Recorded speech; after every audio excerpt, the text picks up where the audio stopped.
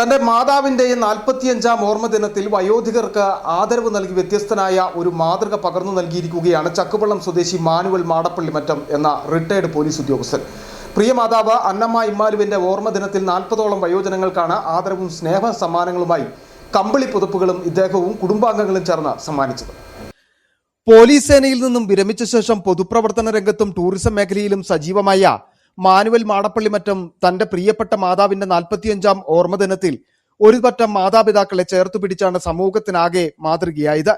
മറ്റുള്ളവരെ സഹായിക്കണമെന്ന് ചെറുപ്പം മുതൽ പ്രവർത്തനത്തിലൂടെ ശീലിപ്പിച്ച പ്രിയപ്പെട്ട മാതാവിന്റെ സ്മരണയിൽ 35ഓളം വയോജനങ്ങളെയാണ് പൊന്നാട അണിയിച്ച് ആദരവ് നൽകിയത്.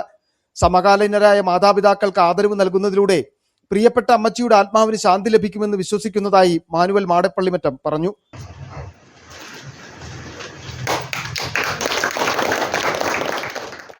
ഞാനിവിടെ ചെയ്യുക എൻ്റെ അമ്മച്ചിയുടെ ഒരു സഹായ മനസ്ഥിതി ഓർത്തുകൊണ്ടാണ്.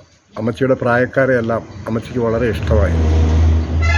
അന്നത്തെ കാലത്ത് ഈ റോഡോ വഴിയോ മറ്റു കാര്യങ്ങളോ ഒന്നുമില്ല. ബസ് കിട്ടാതെ ബസ്സും ഇല്ല.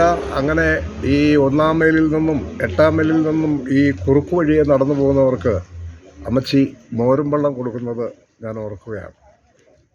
അണക്കര അമ്മയ്ക്കൊരുമ സ്നേഹക്കൂട്ടായ്മ അംഗങ്ങളായ വയോജനങ്ങൾക്കാണ് പൊന്നാടയണിയിച്ച് ആദരവ് നൽകിയത്.